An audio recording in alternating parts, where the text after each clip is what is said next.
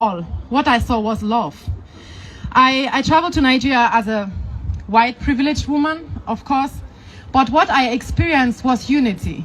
It didn't matter if I was in Lagos, if I was in Abuja, in Port Harcourt, in the village, wherever I went to, what I saw was smiling people. What I saw was people that were willing to share their last loaf of bread with me. I saw people that, when I met my husband's family, his dad is a retired captain from the Nigerian army. As a white woman, I was very afraid that I'm not going to meet his expectations, because of course he will have expectations towards me. The first time I met him, I walked up the stairs of the house and I will never forget, he told me, "Welcome home, my daughter." And anything happening in Nigeria today concerns me in the fact that I scare and I fear for my family's life.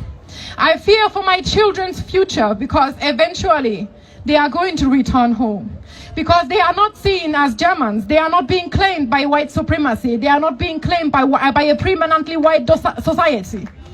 My children are, even though they have a white mother, their first language is German, are being outcasted in the country they were born in. My children identify as Nigerians first. So one day my children shall return home and continue a fight all of us started. I want to be part of that fight because it concerns me, because people in Nigeria gave me a home. I became home in a foreign place, and I don't know if any one of you can relate to what that means.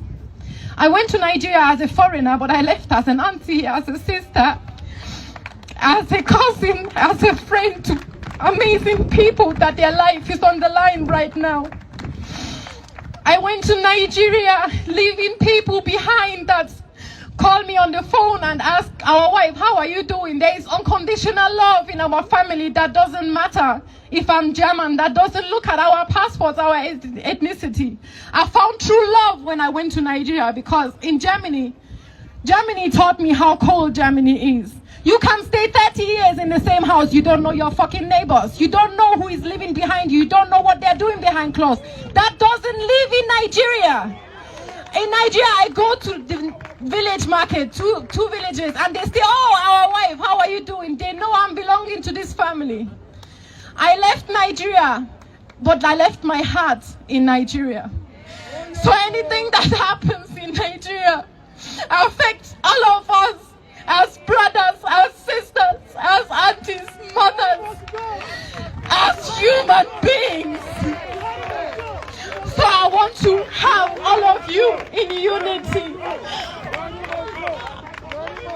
I want us to remember that above the pain, above the corruption, and above the killings, Nigerians are among the most amazing people I've ever met in my entire life. And I want us to remember that at the end of the day, Nigeria remains the giant of Africa, not because of the leaders, but because every Nigerian does their own part for that. I want us to remember that among all of us rules love and unity. And this is what we are supposed to let love lead. I love you all, and I'm so grateful for everybody that came here. As we started this 1.5 weeks ago, we never expected even 20 people to turn up. And now we are here with a bunch of people sharing the same feelings and the same fears. And I'm grateful that everybody that came here, and I just want us to listen to Burna Boy's song. He wrote a song, "Monsters We Made." And I think it fits the situation, it fits the atmosphere, and it fits whatever Nigerians are going through and have been going through for the last 500 years. Because this is not a matter of 60 years of independence. This is the last 500 years of white supremacy ruling in Africa. Thank you everybody that came here and did your own part. Thank you all for showing up, for feeling with us, for uniting us. And thank you for giving every non-Nigerian unity and love like I was received in Nigeria. I pray one day black people will be received like this in the Western world.